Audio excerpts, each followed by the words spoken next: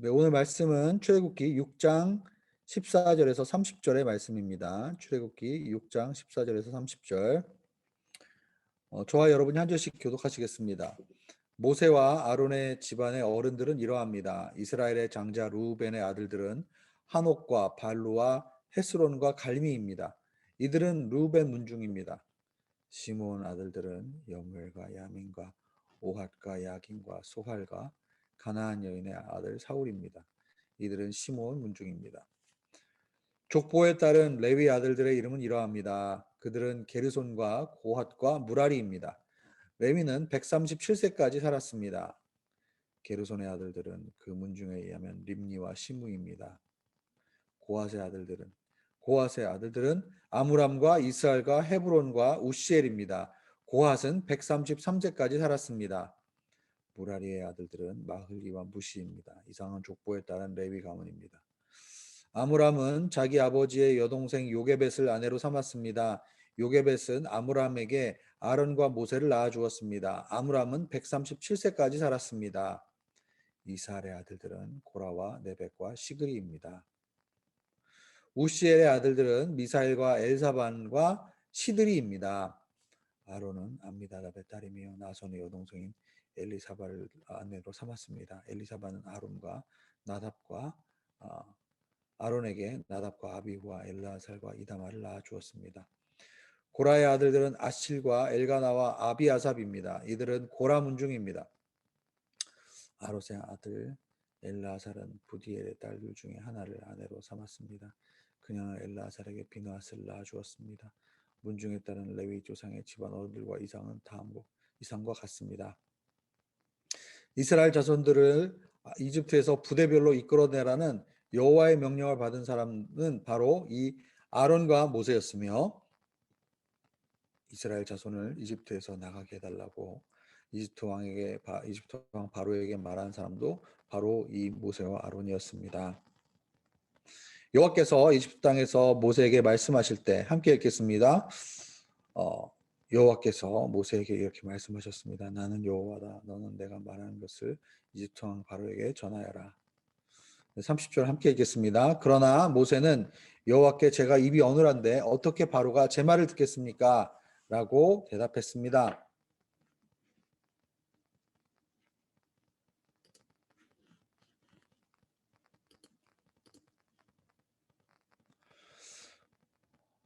모세가 하나님의 부르심 가운데 두 가지 아주 근본적인 질문을 했죠. 첫 번째는 제가 누구기에 이렇게 물었습니다. 하나님, 제가 누구입니까? 제가 누구기에 저를 이런 큰 일을 맡기셔서 이렇게 보내십니까? 라고 물었고, 두 번째로는 제가 그들에게 간다 한들 그들이 제 말을 듣겠습니까? 하나님이 누구신데 그들이 물으면 하나님이 어떤 분이라고 제가 이야기를 해야 됩니까? 라고 물었죠. 그때 주님은 나는 스스로 있는 자다라고 하셨습니다. 스스로 있는 자다. 영어로 보면 I am that I am. 나는 스스로 있는 자다. 그런데 히브리어 원어로 그 단어를 보면 I am that I am 보다는 I aming that I aming. 그러니까 뭐 aming이라는 말은 없겠죠. 근데 ing를 붙여서, 그러니까 약간 더 그냥 존재를 나타내는 것이 아니라, 물론 I am이라고 하면 나는 스스로 있는 자다라는 말이지만, I aming 하면 나는 스스로 존재하면서 이렇게 굉장히 다이나믹하게 역사하는 자다. 그런 뉘앙스가 좀 더 이제 있다고 합니다. 그러니까 무슨 얘기입니까? 나는 스스로 존재하면서 역동적으로 그냥 멀리 떨어져 있는 하나님이 아니라 우리의 삶 가운데 역동적으로 액티브하게 역사하시는 하나님이다 라는 의미죠. 그리고 나서 나는 아브라함의 하나님, 이삭의 하나님, 야곱의 하나님이라고 하셨어요. 그리고 나서 나중에는 이제 나의 이름을 여호와라고 하라. 조상 대대로 아브라함의 하나님이셨고 이삭의 하나님이셨고 야곱의 하나님이셨다. 아브라함에게 말씀하셨던 그 약속을 변치 않고 후대에도 계속 역사하시는 하나님. 아브라함에게 시작하신 구속의 역사를 그냥 거기에서 그치는 것이 아니라 그 후세 때를 통해서 계속 준비하시고, 그리고 하나님의 때에 그것을 이루시는 하나님, 신실하신 하나님, 약속을 지키시는 하나님, 조상 대대로 가문 대대로 역사하시는 하나님, 그분이 바로 여호와 하나님이시다라는 거예요. 그래서 우리는 여호와 하나님을 언약을 지키시는 언약의 하나님이라고도 우리가 부르기도 합니다. 이미 이렇게 하나님 앞에서 하나님이 어떠한 분이신지, 그리고 자신이 어떤 존재인지, 그리고 이미 하나님의 기적을 보여주고 지팡이도 손에 들려주셨지만은, 이미 뭐 거의 호렙산에서 하나님과 논쟁 수준에서 막 이야기를 하다가 결국은 이 하나님의 부르심을 확인하고 다시 애굽으로 모세는 돌아왔습니다. 그러나 처음부터 만만하지 않았습니다. 상황이 다 모세가 애굽에 왔을 때 정리가 되어 있지 않았어요. 오자마자 바로가 그냥 두 손 들고 그래 백성들 순순히 내어줄게 라고 했습니까? 그렇지 않죠. 모세는 이제 우리가 주말에 생명에서 묵상한 것을 보면은 더 이스라엘 백성에게 고역을 이제 내립니다. 그러면서 이스라엘 백성의 고통이 더 증가되자 이스라엘 백성은 더 모세를 원망하죠. 모세의 말을 듣지 않습니다. 아마 분명히 모세가 처음에 왔을 때 하나님이 말씀하신 게 있기 때문에 순수하게 순순히 바로가 내어줄 것이라는 생각은 안 했을 거예요. 그러나 그가 기대했던 것보다, 생각했던 것보다 바로의 저항도 심했고, 또 이스라엘 백성이 마음이 쉽게 흔들리는 것을 보면서 이제 모세도 이제 흔들립니다. 어제 본문에 보면은 모세가 이스라엘 백성이 말을 듣지 않자 하나님 앞에서 하나님께 이렇게 얘기합니다. 11절과 12절에 보면은 이스라엘 자손도 말을 듣지 않는데 하물며 바로가 제 말을 듣겠습니까? 저는 말이 어눌하다고 하지 않았습니까? 아직도 모세는 자기가 말이 어눌하기 때문에 이스라엘 백성이 말을 듣지 않고 바로가 말을 듣지 않는다. 우리가 인간적인 관점에서는 이 모세의 말이 조금 이해가 되기도 합니다. 우리가 하나님의 약속을 받았고 부르심을 받았고 그리고 주님을 섬기려고 하지만 실제로 현실 가운데 내가 어떤 일들을 추진하려고 할 때 그 일들이 순순히 잘 풀리지 않는다면 어떻겠습니까? 자꾸 자신의 연약한 모습을 생각하게 떠올리게 되는 것이죠. 우리가 하나님의 일을 하다 보면 사람들의 반대도 생길 수 있고 또 여러 가지 난관이 우리에게 이제 난관을 마주하게 되는 경우들도 있습니다. 그러나 그것들을 극복하고 뛰어넘어서 가야 될 때가 있는 거죠. 그럴 때마다 우리는 어떻게 해야 됩니까? 하나님께서 우리를 부르실 때 그 부르심, 하나님께서 하셨던 그 말씀에 우리는 집중을 해야 되는 것이죠. 조상 대대로 역사하셨던 그 하나님, 아브라함이 아무것도 가진 것 없을 때 그를 부르셔서 무에서 유를 창조하셨던 주님, 그리고 아브라함의 시절부터 계속 조상 대대로 약속을 지키시고 그리고 그들의 삶 가운데 개입하셔서 역사하시고 행하셨던 그 하나님, 아무리 상황이 흔들리고 자신감이 떨어지고 자꾸 나의 약점에 내가 자꾸 마음이 빼앗기게 될 때, 내가 이렇게 흔들릴 때 아무것도 할 수 없을 것 같다라고 느껴지는 경우에 우리는 어떻게 해야 됩니까? 아무리 우리가 흔들리고 우리가 변할 것 같지만 그러한 상황에서는 변하지 않는 진리에 집중을 해야 하는 것입니다. 하나님이 나를 어떻게 부르셨는가? 하나님이 나를 어떻게 사용하시길 원하시는가? 하나님 그러한 나를 부르신 하나님은 어떠한 분이신가? 여기에 우리는 집중을 해야 하는 것이죠. 오늘 본문에 30절에 보면은 여전히 하나님의 말씀에 또 모세는 저는 말이 어눌한데 어떻게 바로가 제 말을 듣겠습니까? 라고 대답합니다. 즉 오늘 본문 전에 11절과 12절에 보면 저는 말이 어눌해서 바로가 제 말을 듣지 않습니다. 그리고 오늘 본문 마지막을 보면 30절에 보면 역시 제 말이 어눌한데 바로가 제 말을 듣겠습니까?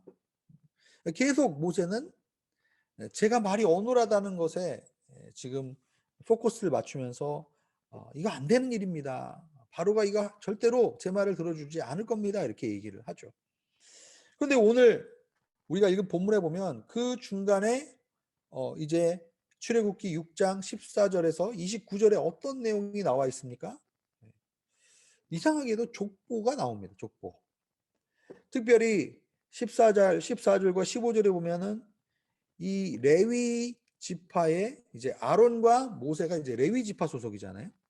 근데 이 레위의 형들인 루벤과 시몬의 일단 문중의 이야기가 나오죠. 그 아들들이 누구였는지를 이제 이야기를 합니다. 그리고 나서 본격적으로 16절부터 이제 레위의 아들들이 나오죠. 그렇죠? 레위의 아들들이 게르손과 고핫과 무랄이다. 특별히 레위는 137세까지 살았다라고 16절에 이야기합니다. 그리고 이제 그 레위의 아들들의 또 자손들을 얘기하죠. 17절에는 게르손 자손들, 18절에는 고핫의 자손들. 그죠? 그리고 19절에는 무라리의 아들들에 대한 이름이 나옵니다. 그리고 나서 20절에 이제 구체적으로 아므람이라는 자의 이름이 나오죠. 이 아므람이 결국은 모세의 아버지의 이름이고, 그리고 이제 요게벳, 즉 이제 모세의 어머니가 나옵니다. 그리고 아므람이 137세까지 살았다. 네. 그리고 나서 이제 뒤에 보면 23절부터 아론의 자녀들의 이름이 나옵니다. 네. 그래서 아론의 자녀들 중에서 나답과 아비우와 엘르아살, 여러분 우리가 성경을 읽으면은 굉장히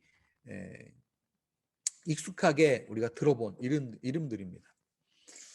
자, 왜 하나님은 이렇게 루벤과 시몬의 족보를 레위 족보 먼저 소개했을까요?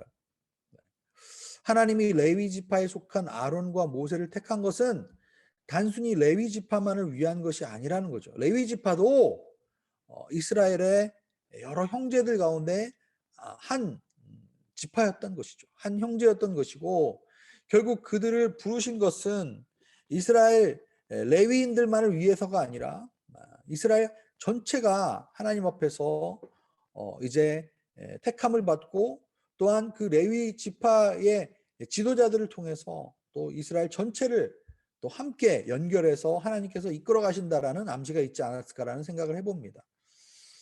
자, 그러고 나서 왜 레위 자손인가? 왜 레위를 그러면 택했는가? 레위는 어떤 자였는가? 창세기 49장에 보면 야곱이 이제 12 아들들에 대한 이제 축복의 메시지를 하는데 보면 이 레위에 대해서는 굉장히 나쁘게 얘기합니다. 레위 49장, 창세기 49장 5절에 보면은 네가 레위의 폭력 때문에 레위가 뿔뿔이 흩어져 살 것이라고 야곱은 예언합니다.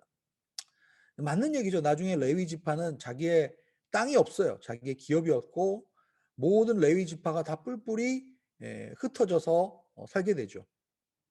아마도 이제 야곱의 딸인 디나가 겁탈당했을 때 레위가 잔인하게 복수를 한 것에 대해서 주님이 지금 말하고 계신 것이라고 볼 수가 있습니다. 마치 모세가 의협심이 있어서 이제 애굽 사람을 죽였던 것처럼 레위도 그런 마음이 있었던, 그런 성향이 있었던 것이 아닌가라는 생각도 해보게 됩니다. 그러한 레위를 하나님이 택하시고, 그리고 그 레위 자손 중에서 모세와 아론을 택하셨다라는 것은 사실 인간적인 어떤 기준과 판단 기준에서는 사실 이해가 잘 안 가죠. 오히려 하나님을 잘 믿던 그런 자녀들 중에서 한 사람을 택했으면 말이 되는데 12 아들들 중에서 그렇게 좋은 얘기를 듣지 못했던 레위가 그 레위 자손들 중에서 제사장이 나오고 모세가 나왔다는 것은 이것은 철저하게 하나님의 주권적인 은혜로 부르심을 받았다라는 것을 우리는 알 수가 있습니다. 나중에 레위는 어떤 일이 있습니까? 광야에서 이제 아론의 금송아지 사건이 있을 때 우상 숭배를 했던 자들을 레위 자손들이 철저하게 처단하죠. 비느하스 같은 사람. 그래서 이 레위 자손이 이제 나중에 저주를 복으로 바꾸는 또 그런 사건이 나옵니다. 여러분 우리 자손의 예전에 그런 얘기들이 있었어요. 뭐 가게에 흐르는 뭐 저주를 끊어라. 네. 뭐 가게에도 계속 그 저주가 흘러간다. 뭐 이런 이야기들을 하시는 분이 있었죠. 그런데 이 레위 자손도 뭐 가게에 흐르는 그런 저주가 있었던 것은 아니지만 그러나 레위 자손도 분명히 이 나빴던 그런 평판과 그런 것들을 또 자녀대에서 바꿀 수 있는 그런 부분들이 있었다라는 것을 우리는 기억해요. 그러니까 자녀대, 부모님 대에서 어려웠던 사건들이 죄악들이 계속 유전이 돼서 그 자손은 계속 저주받을 자손으로 이렇게 흘러가는 것이 아니라 분명히 하나님은 또한 자손들을 통해서 하나님의 택하심을 통해서 분명히 그것을 역전시킬 수 있다는 것을 우리는 또한 생각해 볼 수가 있죠. 중요한 것은 어쨌든 레위가 어떠한 존재였기 때문에 하나님이 부르신 것이 아닙니다. 레위가 어떤 업적을 만들었고 레위가 도덕적으로 우월하기 때문에 다른 형제들에 비해서 레위를 부르신 것이 아니라 레위는 철저하게 하나님의 은혜로 택하심을 받았고 또 그 중에서 아므람이라는 사람이 택함을 받았고 그 아므람의 아들들인 아론과 모세를 주님이 부르셨다. 나중에 이제 아론의 아들들의 이야기가 여기도 나오지만 그 중에 엘르아살이 나중에 대제사장의 가문이 됩니다. 아쉽게도 나답과 아비후는 여호와의 불을 잘못 따르다가 죽게 되는 사건이 나중에 나오게 되죠. 우리가 오늘 이 족보를 묵상하면서 왜 이 모세가 지금 강하게 하나님의 부르심을 저항하고 있는 이 상황 속에서 족보가 나올까? 우리는 아무리 우리의 현재의 모습을 가지고 아둥바둥거리고 나는 할 수 없어요. 내가 이것을 할 수 있을까요? 나는 부족하고 연약한데요. 라고 지금 막 내 과거에 집중하고 있고 어떻게 보면 현재 나의 부족한 연약함에 집중하고 있지만은 하나님은 이미 족보를 통해서 이미 대대로 하나님의 역사가 이루어지셨고 하나님은 계획과 뜻을 가지고 레위를 택하시고 그리고 레위의 자손들을 택하시고 하나님은 하나님이 보고 계시는 하나님의 계획과 하나님의 관점은 우리의 협소한 우리의 시선과 우리의 시각과는 차이가 있다는 것을 우리는 깨달을 수가 있습니다. 우리를 볼 때 우리의 부정적인 모습만을 보지 않으시고 우리의 현재 모습만을 보지 않으시고 하나님은 하나님의 계획과 약속 가운데 지금도 살아서 역사하고 그것을 이루어가고 계시는 하나님이시라는 것을 우리에게 말씀하시는 것이 아닌가라는 생각을 하게 되죠. 결국은 26절에 보면은 이런 얘기를 하십니다. 이스라엘 자손들을 이집트에서 부대별로 이끌어내라. 여호와의 명령을 받은 사람은 바로 아론과 모세였고 27절에 보면 이스라엘 자손을 이집트에서 나가게 해달라고 이집트 왕 바로에게 말한 사람도 바로 모세와 아론이었다. 이런 하나님의 역사 가운데서 결국은 군대로서 사람을 택하시고 부르시는 분은 하나님이시고 그리고 하나님의 대변인으로 바로에게 나가서 말을 하게 하시는 것을 택하신 분도 하나님이시다. 중요한 것은 하나님께서 이들을 부대별로 하나님의 군대로 보고 계시다는 거예요. 아직은 오합지졸과 같고 아직은 부족하고 연약해 보이는 그들을 하나님은 부대별로 군대로 부르셨다. 그리고 아직도 말이 어눌하다고 하는 그 모세를 택하셔서 바로 앞에 말하게 하시는 분도 하나님이시다라고 지금 말씀하고 계십니다. 하나님은 계속 하나님의 부르심을 말씀하시고 계획을 확인시켜 주시고 그렇게 행하시겠다라고 약속해 주시고 그리고 하나님이 가지고 계신 계획은 우리의 생각과 우리의 판단보다 훨씬 더 크시고 그리고 하나님은 자손의 자손까지도 이미 보고 계시는 그 하나님의 그 주권, 하나님의 넓은 계획. 그래서 내가 아무리 그 가운데서 나의 삶의 현실 가운데서 발버둥치고 아무리 애쓴다 할지라도 하나님은 우리를 크게 보고 계시다. 제자들을 예수님께서 택하셨을 때도 제자들의 현재 모습에 집중하신 것이 아니라 너는 나중에 반석이 될 거야 라고 말씀하셨던 주님. 너는 나중에 사람을 낚는 어부가 될 것이야. 사람을 낚는 어부가 될 것이다 라고 말씀해 주신 주님. 우리가 혹시 이런 일들이 있습니까? 우리 가족 가운데 우리 부모님의 연약함 때문에 그 상처와 그 아픔들이 나에게 대물림이 되었고 우리 가정에는 계속 좋은 일만 있지 않다. 그러나 그렇지 않습니다, 여러분. 하나님은 내가 생각하는 것보다 훨씬 더 큰 것을 계획하고 계시고 생각하고 계시기 때문에 우리 가정 가운데 어떤 일이 앞으로 일어나게 될지 모릅니다.